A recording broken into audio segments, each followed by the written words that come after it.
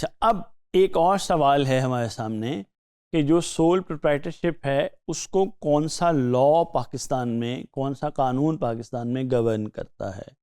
तो इसका बिल्कुल सामने का जवाब ये है, सीधा साधा जवाब ये है कि सोल प्रोप्राइटरशिप को गवर्न करने वाला ऑनरशिप के हवाले से कोई भी पाकिस्तान में लॉ नहीं है।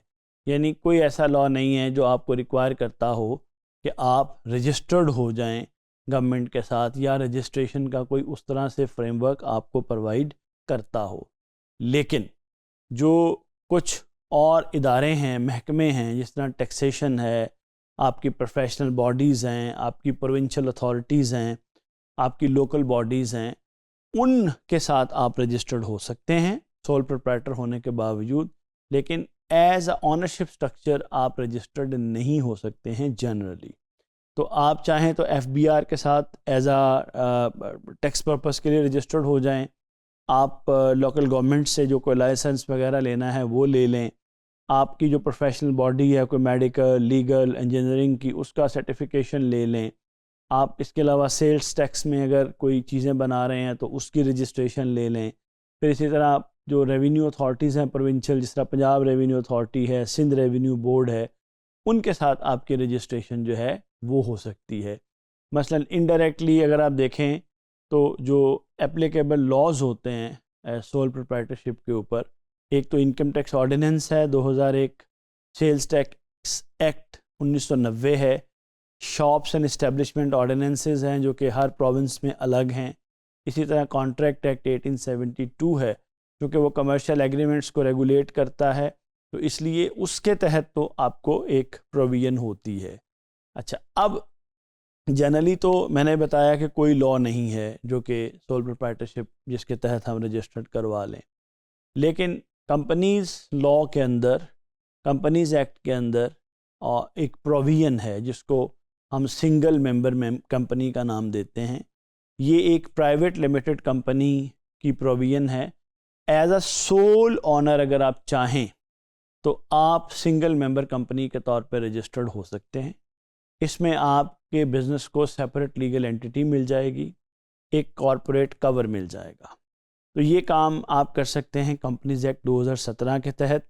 इससे पहले कंपनीज ऑर्डिनेंस जो है वो 1984 था, फिर अब कंपनीज एक्ट 2017 है।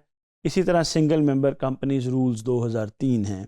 और अगर आप सिंगल मेंबर कंपनी बन जाते हैं तो फिर securities and exchange commission of Pakistan जो कॉरपोरेट लॉ अथॉरिटी है वो आपको रेगुलेट करना शुरू कर देती है।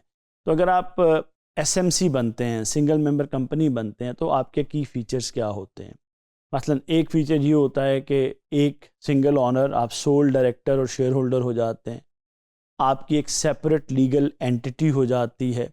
ऑनर के अलावा, ऑनर तो एग्जिस्ट करता है as an entity and identity, तो बिज़नेस की भी जो है वो सिंगल मेंबर कंपनी की एक अलग आइडेंटिटी हो जाती है। आपकी लायबिलिटी लिमिटेड हो जाती है till the amount of capital invested, कि अगर आपने करोड़ रुपए का इन्वेस्टमेंट की हुई है तो आपकी लायबिलिटी वहाँ तक लिमिटेड हो जाती है। आप रजिस्टर्ड हो जाते हैं SCCP के साथ, securities and exchange commission of Pakistan जो कॉरपोरेट लॉ अथॉरिटी है। आप जो है वो टैक्सेशन लॉ के तहत फिर एज अ कंपनी रजिस्टर्ड होते हैं। आपके डॉक्यूमेंट्स बड़े सॉलिड हो जाते हैं, आपको मेमोरेंडम ऑफ एसोसिएशन और आर्टिकल्स ऑफ एसोसिएशन बनाने होते हैं जिनका ज़्यादा तफसीली तारुफ इंशाल्लाह हम कंपनी में पढ़ेंगे। इसी तरह आपको एक नॉमिनी भी अपना अपॉइंट करना पड़ता है कि इन केस ऑफ जो ऑनर है उसकी डेथ या उसकी इनकैपेसिटी वो देखेगा। तो इस तरह से आपकी सक्सेशन भी एक तरह से परपेचुअल हो जाती है। अच्छा, अब जब आप एक sole proprietor single member company के तौर पर रजिस्टर्ड हो जाता है तो उसके फ़वाइद क्या होते हैं। एक तो ये कि आपकी लिमिटेड लायबिलिटी आ जाती है, फिर आप क्रेडिबल ज़्यादा हो जाते हैं। बैंक्स और इन्वेस्टर्स आपको जो है वो कॉरपोरेट स्टेटस की वजह से आप में इन्वेस्ट करना है, आपको फाइनेंसिंग देने को तैयार हो जाते हैं। टैक्स को आप बेहतर तरीके से प्लान और हैंडल कर सकते हैं। फिर अपने बिज़नेस को आगे बढ़ाने के लिए और फिर कॉरपोरेट नेटवर्क को बढ़ाते हुए सिंगल मेंबर से आप प्राइवेट लिमिटेड कंपनी बनना भी आपके लिए आसान हो जाता है। अच्छा, अब आइए हम एक नज़र देखते हैं कि जो लीगल डॉक्यूमेंट्स रिक्वायर्ड होते हैं सिंगल मेंबर कंपनी के रजिस्ट्रेशन के लिए, वो कौन कौन से होते हैं।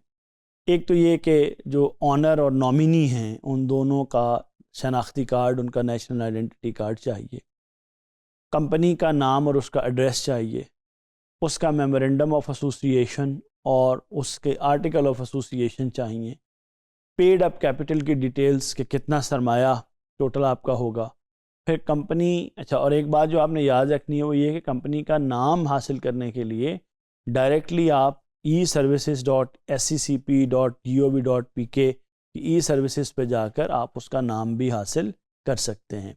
तो उम्मीद है कि आपको क्लियर हुआ होगा कि जो लीगल लॉ जो प्रोसेस है सिंगल मेंबर कंपनी और जो सोल प्रोप्राइटरशिप है उसके हवाले से पाकिस्तान में क्या है। शुक्रिया।